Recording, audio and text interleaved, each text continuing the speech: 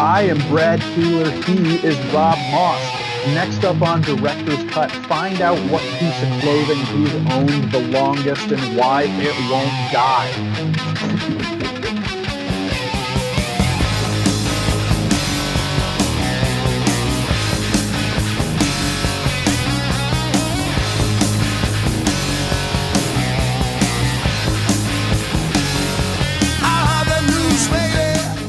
Hello again, everybody, and welcome to another episode of Director's Cut. My name is Brad Keelor. I'm the director of the Geo-Institute, and that is why we call this show Director's Cut. Every single week, I sit down with a different GI member, a new GI member, who has stories to tell. Some of them are personal, some are professional, but every single one is fun, always, all the time. If you don't know anything about the Geo-Institute, after you watch this today, you should head over to geoinstitute.org. While you are there, you'll do a lot of reading, but you will find out that we are a technical society with about 12,000 members, most of whom are geotechnical engineers and or geologists, and that we are part of the American Society of Civil Engineers. And if you like what you see today, and I do not know, dear viewer, how you could not like what you are going to see today. You should click like, subscribe, and get notifications, and we will let you know every time we post something to the YouTube channel. I believe this is the first time on Director's Cut that we've had a guest in the state of Montana. We're going to stretch everybody's brains here for a moment because he is a faculty member at Cal Poly San Luis Obispo, but he's coming to us from Bozeman, Montana. We might hear a little bit more about that as we go through the interview. We'll see. It is Robb Moss. Robb, welcome. Thank you for doing this. Hey, Brad. Thanks for having me. We are going to have an amazing time today. We have 10 questions, the same as we always do. 2 of those are the same ones we ask everybody. Let's start with one of those. Describe your job in 45 seconds.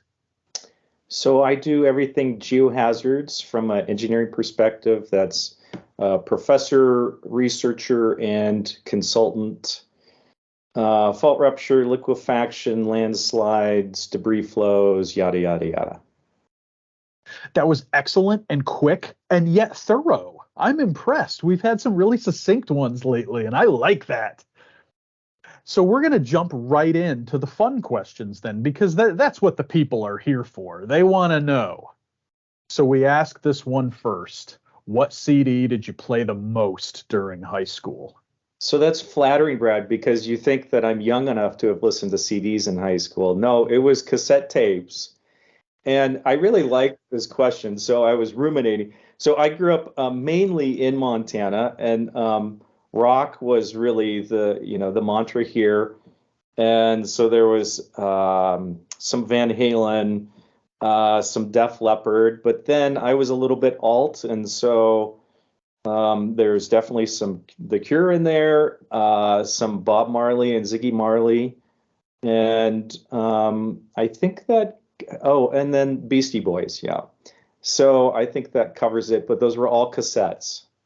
So we can go back to a couple of these things here. The first one I want to go back to is Bob Marley, because I never understood this one, and not understood in the way that I didn't understand that Bob Marley was a talented musician or whatever. I never understood how it matched up with that whole alternative rock scene. Like, how did you discover Bob Marley and start listening to him? This just blows my mind, even though this is the way it was for millions of people in the 80s and 90s. I think, my folks had a couple of records of Bob Marley that we used to listen to when I was younger, and then it just became part of the milieu in my house too, is putting on some Bob. And there's just a mood when you want to put on some reggae. And then, Ziggy, one of his many kids, branched out and had his own several albums, and so then when Ziggy came out with one when I was in high school, it seemed natural to buy the tape. Perfect, very logical. I like that explanation. The second one we're going to talk about, and maybe this will be a quick one, is the Van Halen. We're going to go back to the beginning. Do you have a favorite Van Halen album? I had all the Van Halen albums. As a matter of fact, I remember in middle school, it was like we had a industrial arts class and we had to create, and I did some kind of wood and copper thing that had the Van Halen logo on it. I knew where that was going as soon as you started. That is amazing. Like, how middle school is that, right? Van Halen logo with copper embedded on wood. That was cool.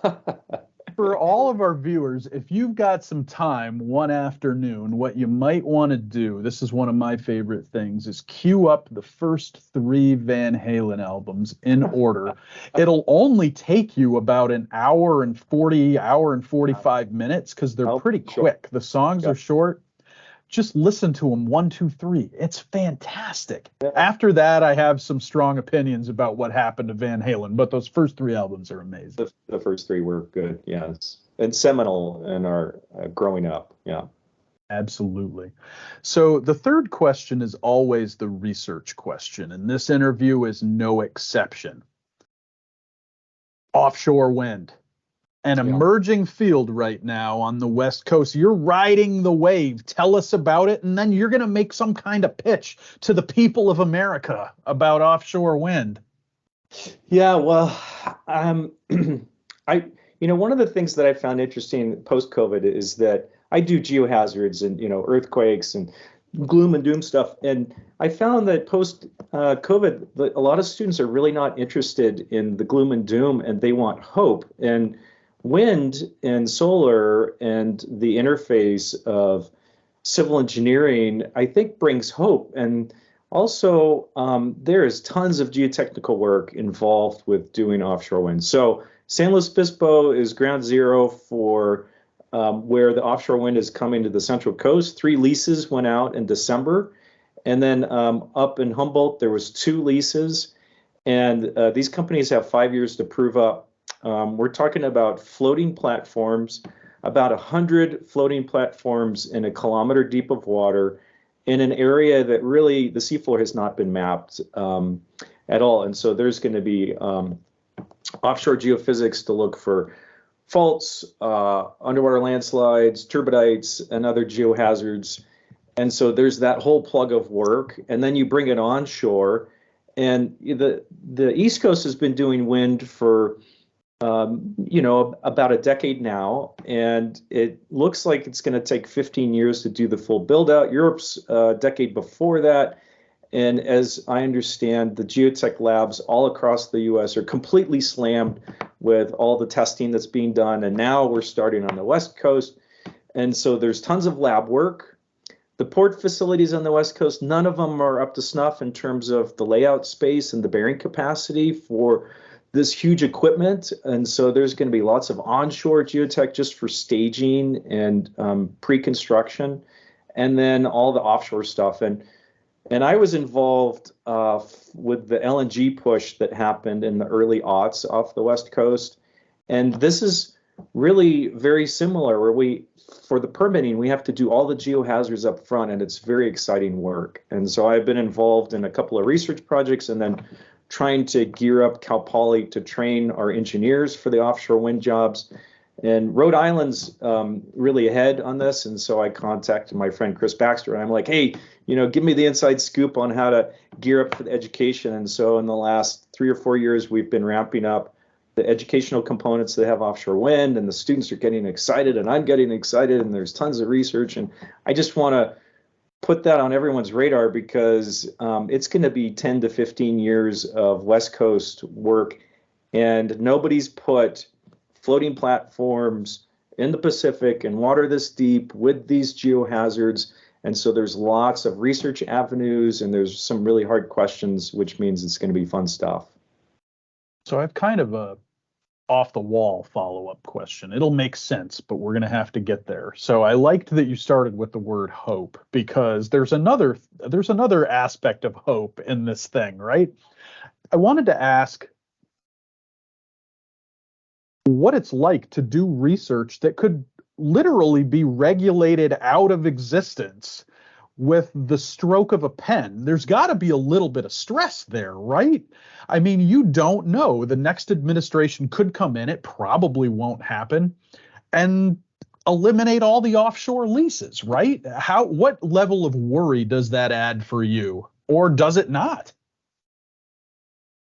No, I mean, things come in waves, and like the wind could reach a big wall at some point for various reasons, but I think eventually it's going to come around. Look at the energy markets in Europe right now, where everything is in crazy flux. And I work in Europe dealing with mainly fault rupture hazards and liquefaction hazards.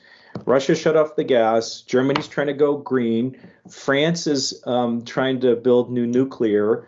In Germany's process of going green, right, they want to shut down dirty coal and they want to shut down other, but you have to bridge. There's about a decade of bridge until you have the grid built out and looking at battery systems with energy. And so things change rapidly. And the nice aspect of it is all of this has geohazards under it. Like all that work needs the geohazards work and needs geotechnical engineers and needs geologists. And so regardless of, just like the LNG push was a bridge, liquefied natural gas, that was a bridge, and only one of those facilities got built on the West Coast, and that satisfied that need. And now we're to the next step, which is wind, and every step of the way we have to identify these hazards. And so I don't see it as lost time at all. It's just being able to pivot and apply our knowledge to whatever the next step is. I like that. And really, for me, I've always thought it was about the research questions too, because there are research questions that are very transient that are going to get solved by some outside force at some point that might not even be of your doing. But there are always, transmission is always going to be an issue, for example. Storage is always going to be an example for example. Yep. And so, yeah, you that was a really good answer. So thank you for that. Just going to dive right into this one. I don't even know how to ask this with a straight face. What physical or personality attribute do you possess that's closest to a superpower? Yeah. Well, I was thinking about it myself, and then I threw it out to my family. And my wife says that she describes me as an action figure. If things need to get done, she just says, Rob, that needs to get done. And then I work on it until it's complete. And she also said I have two gears. It's first and fifth gear. And once something has been thrown into my lap, I'm in fifth gear and just, got to stay out of my way until it's complete. So action figure, I guess that also works for me. I have periods of hyper focus that is very useful. And I don't work as a steady person. I work in these fits and starts, and it took a long time to get comfortable with that. But now I just kind of sit around and plug on things until I fall into this hyper focus, and then I can get a week or two worth of work done in a very short period of time. So it would be hyper focus and then action figure mode. Oh, I really like that. The hyper focus, I'm totally with you on that. There are times where it's 11:30 p.m. and I can sit down and knock stuff out for 2.5 hours and in the groove. You don't even feel exhaustion or sleep or whatever. Yeah. The follow-up question here has to be this, though. You went to your family to ask them one of these director's cut questions. What was the reaction like? Is this a work thing? Well, no, I told them that I told them that GI is doing these oral histories, and that it's really nice to capture this stuff. Yeah, it's really nice to capture this stuff. And ERI has been doing oral histories, written oral histories for quite a while now. And it's they went around to some of the legends in earthquake engineering and captured their histories, and I really enjoyed reading that. And so I think this follows in the same vein. Even though the centerpiece of the interview is two pairs of shorts that we're going to talk about in a little bit. I think, that puts a personal spin on it, so that's good. Oh, perfect. Rob, this has been great. You're so optimistic about this, too. I love this. So it's now one of the things we're going to talk about during the rest of the interview is earthquake reconnaissance, disaster reconnaissance. Yeah. And I wanted to ask you a specific question about the Turkey-Syria earthquakes, which you were one of the first researchers on the ground there after they happened. It's now been several months since the earthquake swarm in Turkey and Syria in February. What developments have come up more recently about those quakes that might surprise people? Well, there's a lot of social and political aspects to this that as engineers we don't have much agency on, but I think the takeaway that I have, and it's hard because there's a lot of science and engineering that we're doing, and this week I was just down at the SCEC meeting giving the plenary talking about the current state of the Turkey earthquakes and how that impacts what the next 10 years of research looks like for the earthquake engineering community. We got tons of ground motions from an unprecedented database. There was fault rupture, 450 kilometers worth. There was liquefaction, lateral spreading everywhere. There was lifelines, lots of really interesting lifelines issues. And then we get to the point where most of the people died in crappy construction. And so is it interesting? Is it shocking? I think one of the things that I struggle with the most is how certain countries following building codes, ensuring life safety is part of the psyche, and then other countries not. And that goes for even after a disaster like this and the rebuilding process. It should be fairly straightforward. And in certain societies, it's not. And so with Turkey, I'm heading back next month to do follow-on work with my colleague Andor Chetin at Med2 and some other colleagues. And we're going to be doing this detailed work to collect more data so that we can inform future predictive models, because that's what we do, is we collect the data and we build predictive models. But the big elephant in the room is can and will they rebuild for life safety? And will they rebuild for performance? And certain aspects in Turkey, yes, earth dams, transportation, really good, and they're going to rebuild for performance. And then other aspects in terms of residential construction, it's really a crapshoot at this point if the rebuilding is going to be up to snuff. And so I don't want to get too in the weeds on that, but I'm holding my breath and trying to affect some change. And I hope that it will result in protecting more of society than it did last time. That's fantastic. And we, of course, and the rest of the community will wait to hear more. Well, I guess you don't hear data, you see data. You can't hear data. But you can hear results. How about that? There we go. As we start the back half of the interview, we get to the other question that we ask everybody else that comes on the show. How did you first get involved in ASCE and GI? Yeah, that's great. So I was a graduate student, master's student at Utah State when Geo Logan, which was the first GI conference, happened. And I was working for Joe Caliendo and Lauren Anderson. And they were swamped organizing all the conference stuff, and they turned over the entire field operations to me. And we had this huge field, and you know how it is at these conferences, and we had all kinds of exhibitors and all kinds of demos. And so Joe said, hey, I want you to put all of your research and everything else aside for about a month and a half and just get on this. And I said, sure, it sounds like fun. And so I got to interact with all the equipment people coming in, and the carrot that I got at the end is that I got to push the button on the Statnamic. And the Statnamic has two keys, just like you're at NASA or you're in a submarine and you're going to launch the missile. And so you have two keys that you turn, and then there's a big red button, and then the whole thing blows up. And so I have a picture of me pushing the button with Lauren Anderson and Joe Caliendo there. And so that's how I first got involved, was right at the beginning with I think that was the first GI conference, was Geo Logan.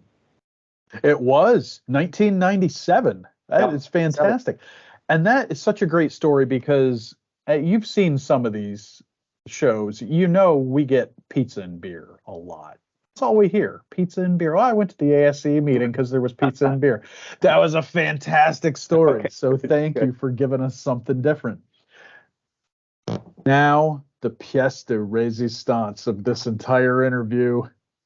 What piece of clothing has been in your wardrobe the longest? So, to my chagrin, it's a pair of running shorts. It's two pairs of running shorts, and why I still have them is because they won't fall apart.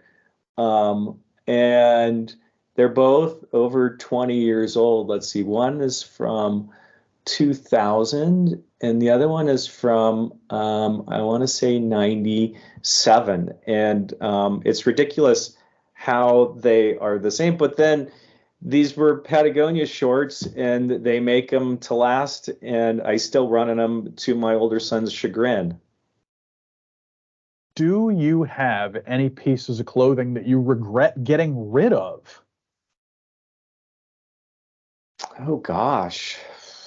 No, I'm always trying to weed stuff out, so I usually wear things until they are completely non-functional, and then it's not an issue of unloading it. I just hold on to things until I wear them out. That's a good way to live, and no regrets that way. I got rid of all the band T-shirts from the 90s, Man. and now they're on Poshmark for $250 a piece, and it makes And me your very daughter sad hates you for it sometimes. too. Yeah. So along the way for you, you spent 3 years in industry. And I love focusing in on these transitions that people make throughout their careers. What did you learn in your 3 years in industry that helped you in your teaching career? Yeah. So I had a first gig between a master's and a PhD. I was working for Golder in Seattle and Oakland. And then the second gig was after my PhD. I was working for Fugro, and I was based out of Ventura, Santa Barbara, and Oakland. And one of the things that it informed me that I think is very useful for telling my students that are going out into practice is how the industry works and how you can have privately held companies, employee held companies, and then publicly traded companies, and how those different structures play out differently. And then I worked for a mid-sized company and a big-sized company, and about the size is important. And then also the students, they really don't care about your research. It's the same thing with like your family. Your family doesn't care what your job is, right?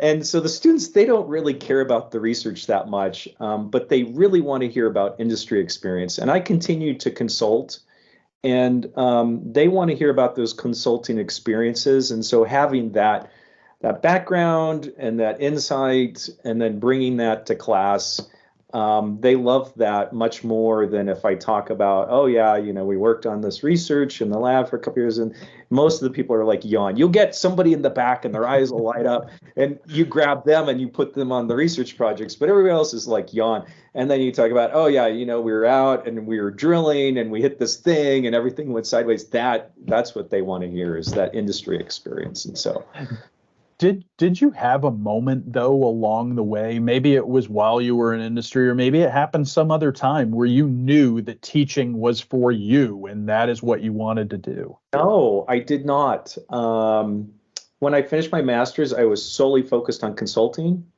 And then I got into consulting and I was like, man, I miss research. And so then the research opportunity came up to go to Berkeley and work on research there. And then when I finished, I was in consulting, and it was great. And this is how I got my job. I was working the Parkfield earthquake. This was 04.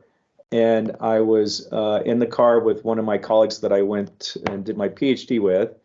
And he said, we've got a job opening at Cal Poly. And I was like, really? And he's like, yeah. I was like, meh. And then I went home and I told my wife, and she's like, yeah, you ought to apply. San Luis Obispo is a nice place. And so I did. And then I ended up in the job. And then, I developed as an educator, and I really like that aspect is the pedagogy and education and how it's always changing and always trying to improve delivery. And pedagogy has changed so much over the last 20 years. And so that's something that I kind of fell into and filled out. And so, no, it wasn't like this goal that I was after. It was something that just came along on my path, and I really appreciate it. So if it had been University of Alberta instead, it might not have happened. No offense to anybody in Alberta, but it's not quite San Luis Obispo. San Luis Obispo is a really nice place to land. I agree with that. The surfing's great, the trail running's great, the climbing's great. So yes, I can't complain about San Luis Obispo. My bike commute every day is about 12 to 15 minutes. That is excellent. Yeah. This next question was inspired by a place called Sankey Peking Duck House in Chinatown in Philadelphia. I went there during college a few times and loved it, and then started taking everyone there. And then any time throughout my life when anybody says, "Oh, I'm going to Philadelphia, you went to college there, where should I eat or what should I do?" I tell them to go to Sankey. I still go myself. The last time I was there was this spring. It is still as good as it ever was. But I probably tell way too many people to go eat there. What restaurant do you recommend too often, Rob? Yep. It's the Red Iguana in Salt Lake City. So they have arguably the best mole north of the Mexican border. And they now have 3 restaurants in Salt Lake. And I recommend way too many people there. And every time I'm traveling through, either I'm driving through or flying through, I make sure that I have time to go to the Red Iguana. Do you have a go-to dish, or do you try to change it up and you've tried most of the stuff on the menu? They have a whole suite of moles, and then they also have new ones that they try out every month. And so whenever they're trying out a new one, I'm on it, or I go to any of the standard moles there. That is fantastic. So for all of our viewers, next time you're in Salt Lake, you know exactly where to go. I'll tell them Rob sent you. Yeah, right. Our final question we're going to go to today, I had to ask another gear question or a reconnaissance question in here. And as we've asked people questions about these trips throughout the course of the show, we talked with Ellen Rathje last year about the human aspect of it and how sometimes you might feel more like a relief worker in some cases than you do a researcher. And, you know, we've asked all kinds of questions about these. This one has not come up. What is the lightest or funniest moment you've had on a reconnaissance trip? Well, so preface that with that humor is always at someone else's expense. I mean, I don't know if that's 100%, but it's pretty close. And this one, when you asked that question, I immediately came to mind that we were in India. This was the Bhuj earthquake. This was a long time ago. This is in the Gujarat part of India on the Pakistan border. It was a big reverse event, and it was a pretty intense trip. There was, you know, the death tolls in the 20,000s, and there was a lot of dams that were damaged, and that's what we were looking at. And there are certain engineers that really should not be out in the field. And I have trouble suffering people when they don't realize that. And this individual is going to go unnamed, but by day 3 or day 4, everyone on the team was fed up with them and frustrated. And we were in the car, and another one of our colleagues told this joke, and this joke was really subtle, and it really captured the whole. It didn't describe the person, but it captured the whole essence of it. And I was laughing so hard. You know, when you laugh so hard, like you think you broke a rib. So I'm sitting in the car laughing so hard, I thought I broke my rib. And the individual that the joke was about was in the car, and they didn't get it. And at that point, I almost peed my pants too. So broken rib, peed pants. So, you know, I think like the stress of the trip and everything, but that was very lighthearted at someone's expense. I think that's the the idea or the moment that came to me when you asked that question. And on a bonus question here, a total 180 from that one. Something else I've wondered is what goes through your mind when you're traveling to some of these sites? Because this is not the same as going on vacation, where even if it's a long trip, you're excited to go, you're ready, you deserve that break. Especially in some of these remote locations, the trip there is really challenging. How do you psych yourself up? One, for the travel itself, and two, for what you're going to see when you get there. Yeah. I mean, I'm not gonna, I'm not gonna pull punches on this. The trips are hard, and some trips are harder than others. When you're on a trip where there's no life loss, it's almost a blessing. So, for instance, the Denali event, that one, nobody was injured or killed, and so it's really nice to go do the engineering, the science. A trip like Turkey, these trips take over your life, not just during, but after, for months. We're still working on reports and papers and follow-up work. And so you have to recalibrate your whole life around, is this something that we're going to commit time to? And when I say we, I also check with my wife and I say, what do you think? Is this something that we're going to allow into our lives for the next 6 months? And the Turkey one, I've been working in Turkey with colleagues there for a couple decades now, so it seemed like an obvious choice for me to go. And it's work that really needs to be done, right? GEAR's mission is to collect perishable data so that we can learn the most from these events and turn it into something usable for the future. And really the hard part is that we can't help a lot of the people at the moment.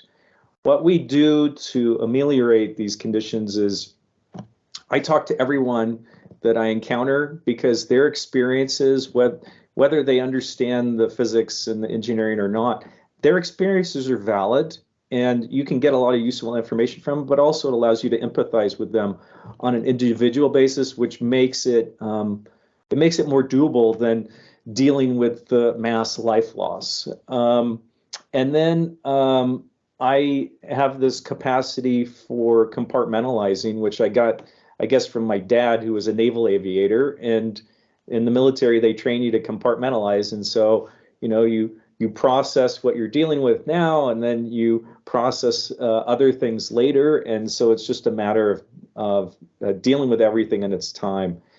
And I mean, it's work that needs to be done. The data needs to be collected. And if we're going to have a catastrophe, let's learn some lessons from it and not just have a repeated cycle of catastrophe and not gaining anything from it. What great insight. That was fantastic. So thank you for that. And a really thorough answer too. And you did a lot of these really succinctly, yet they were so in depth. So that's fantastic. You made it through all 10 questions, Rob. You did so excellently, as people usually do, but it's still an achievement when you make it till the end. Yay. For our viewers, if you liked what you saw today, and I always say you probably did because you're here at the end, again, click like, subscribe, get notifications, and we will let you know every time we post something to the YouTube channel. Rob, thank you so much for doing this and for all of that insight. Thanks, Brad. I appreciate it. It was fun. And we will see everybody, of course, next week with a brand new episode of Director's Cut.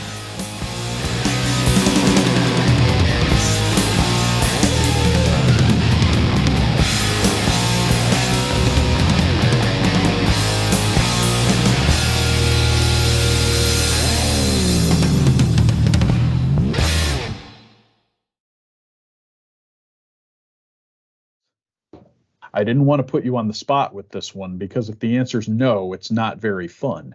Sure. Have you had the Joe Caliendo sandwich? Of course. And the Marvin Joe toast. You're talking about the Marvin Joe bread over at the bread place. Yeah, of course. So Marv and Joe and I used to be running buddies, or I used to join them and we had running competition. And I had a really good masters with those guys at Utah State. Oh, that's fantastic. Oh, I'm so glad when we did the director's cut shorts. I had Aaron Budge on, and he talked about Joe, and he talked about the sandwich, and so I thought I'd better ask you about that one. Yeah, yeah. That bread shop, you've been there.